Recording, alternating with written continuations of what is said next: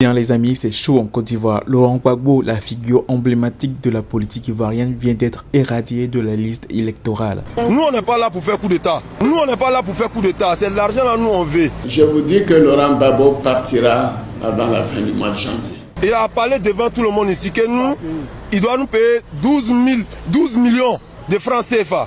Ces 12 millions là, il a donné 5 millions. C'est la guerre. Monsieur Gbagbo est pris à la gorge. L'ONU qui t'a envoyé au pouvoir là, ils disent qu'il faut écrire le nom de Laurent Gbagbo en grand caractère.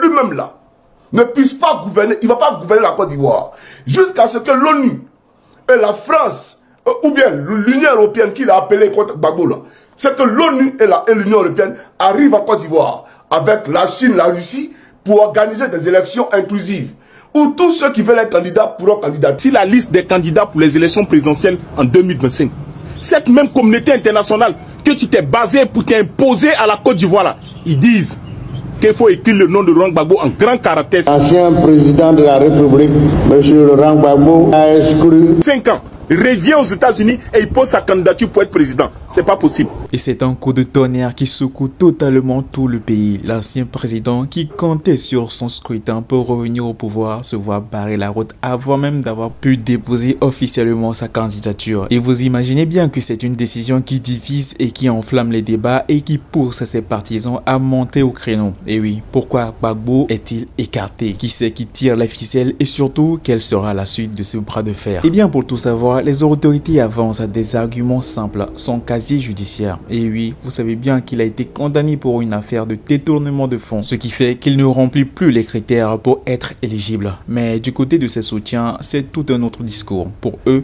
il s'agit d'une manœuvre purement politique orchestrée par le pouvoir en place pour neutraliser un adversaire qui a beaucoup de poids. Alassane Dramane Ouattara et son gouvernement veulent éliminer toute concurrence sérieuse avant même que la bataille électorale n'ait à commencer selon certaines personnes. Et dans les rues d'Abidjan ainsi qu'à l'intérieur du pays, la tension se fait bien sentir et ça monte. De nombreux Ivoiriens, qu'ils soient pour Gbagbo ou non, dénoncent une élection biaisée avant même son démarrage. Normalement, on peut voter pour qui on veut, clament certaines personnes, des manifestants. Les réseaux sociaux aussi s'enflamment, les opposants s'organisent et déjà des appels à la mobilisation sont lancés. Et aussi des explications de ceux qui gèrent la liste électorale se font lancer sur les plateaux télévisés. Va-t-on avoir une nouvelle crise politique en Côte d'Ivoire? Ce qui est certain est qu'on connaît tous Laurent Gbagbo à son style fidèle. Il ne compte pas du tout rester silencieux et il a déjà dénoncé une injustice et attend juste de contester cette décision par tous les moyens possibles. Ses avocats préparent une riposte tandis que ses partisans exigent son retour sur la liste électorale. Mais face à un pouvoir bien installé et une CEI, commission électorale indépendante sous haute surveillance,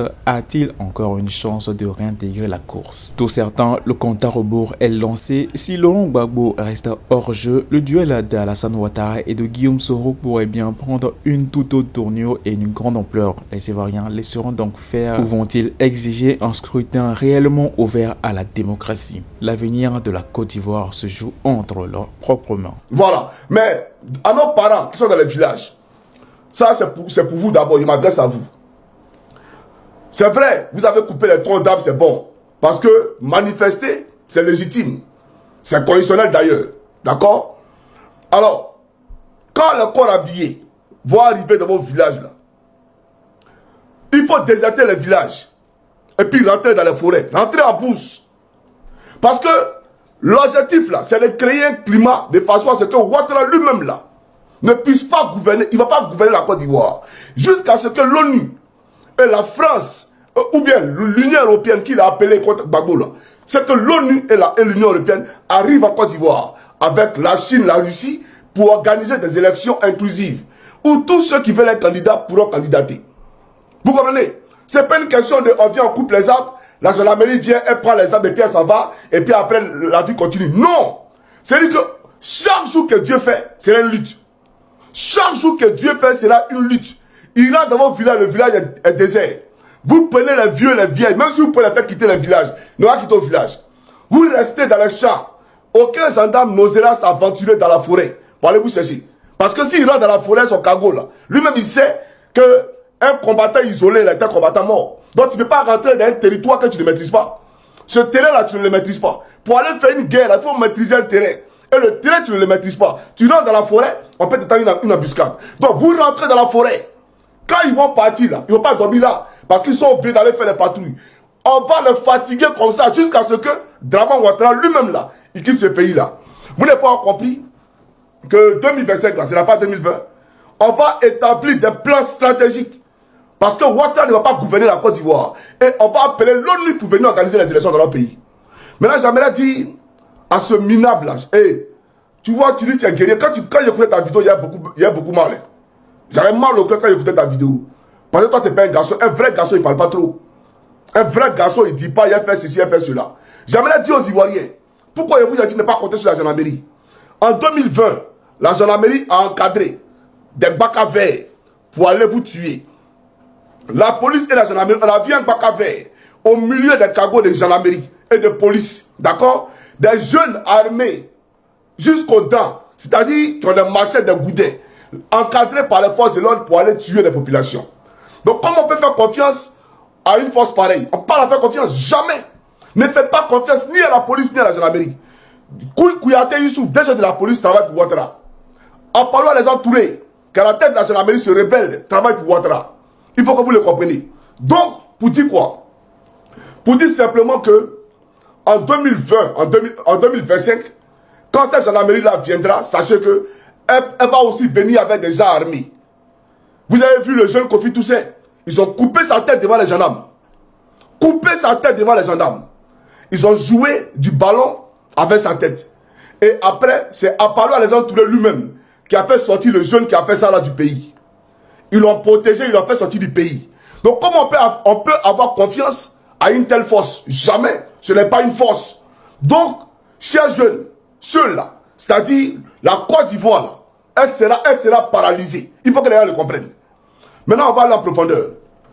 Pour dire au RDR, l'enjeu ici, l'enjeu, il est plus grand que vous.